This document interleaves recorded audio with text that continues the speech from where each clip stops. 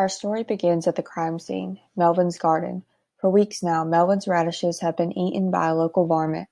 He has his suspicions on who the culprit may be. Suspect 1, the vole, Suspect 2, the rabbit, Suspect 3, the raccoon, and Suspect 4, another smaller rabbit. Melvin decides to hire a private investigator in order to pinpoint the culprit. Upon first inspections, the investigator discovers a half-eaten radish with viable saliva samples in the garden. He collects this evidence to be sent to the lab for DNA analysis. The DNA from the saliva found at the crime scene, along with the DNA samples from each of the 4 suspects and Melvin, were then amplified for 2 VNTR loci and ran on 2 different electrophoresis gels.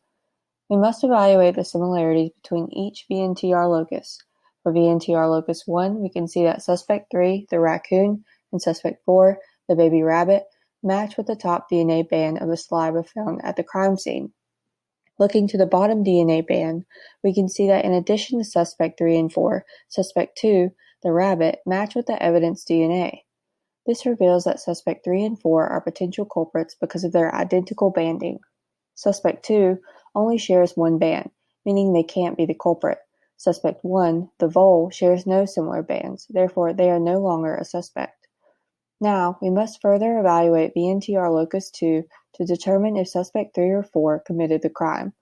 Looking at the top DNA band of saliva, we see that Suspect 1 and 3 match the evidence.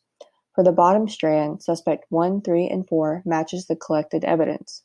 Because Suspect 4 only matched with one band, the baby rabbit did not eat the radishes. Suspect 2, the rabbit, was set free due to the lack of similar bands. Based on VNTR locus 2 alone, Suspect 1 and 3 are identical matches to the saliva collected from the half-eaten radish. However, Suspect 3 is the only suspect to match at both VNTR locus, revealing the raccoon to be the proven criminal. Before releasing the innocent suspects, they were given a 2-minute call to set up a car ride home. Suspect 2, the rabbit, claimed to be Suspect 4's mother. Because the baby rabbit was underage, we decided to check back to the DNA analysis to ensure we were truly releasing the baby rabbit safely to its mother. Looking back, we know that Suspect 2 is the supposed mother rabbit, and Suspect 4 is the baby rabbit. Checking out the bands, we do see that Suspect 2 and 4 share a banding similarity at both loci, proving the mother-daughter relationship between the two.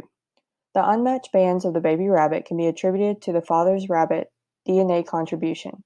At the end of the day, we find the raccoon locked up for good, Melvin safe in his garden, and 3 innocent suspects back at home.